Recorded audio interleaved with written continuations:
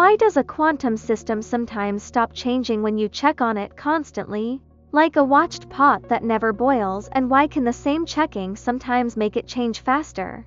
In the energy filament theory, repeated probing is repeated physical coupling. It forces frequent closure events that reset the root structure in the energy sea before a transition corridor can finish forming. So evolution can stall Zeno or accelerate anti-Zeno depending on how the coupling opens or blocks pathways. The textbook slogan "measurement collapses the wave function" is a label, not a mechanism. So let's put the mechanism back in.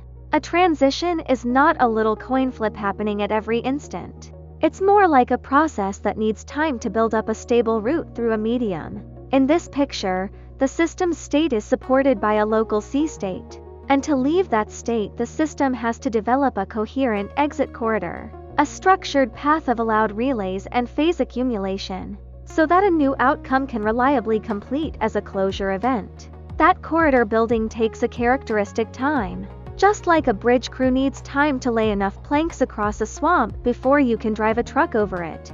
Now imagine an inspector who, every few seconds, kicks the half-built bridge and demands a new stamped report. If the inspector's check is strong enough, the crew must stop, stabilize, re-anchor, and restart the layout.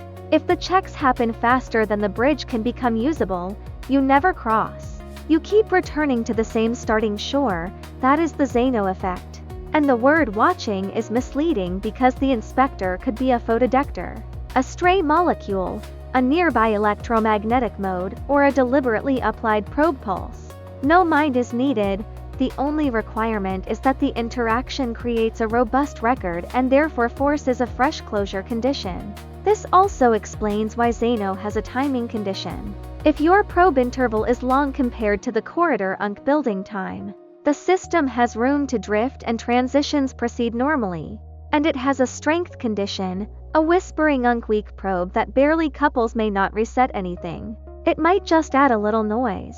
So where does anti-Zeno come from? From the fact that probing is not one single action. It can either repeatedly reset the system back into a stable corridor, or it can pump the system into additional channels that make leaving easier. Picture a stuck door. Slamming it every second might keep it stuck because you keep interrupting the latch's slow release. But tapping it at the right rhythm might shake the latch loose and make it open sooner. In physical terms, a probe could broaden effective access to nearby states, open an extra leakage route into the environment, or align with a resonance that speeds the handoff into a new corridor.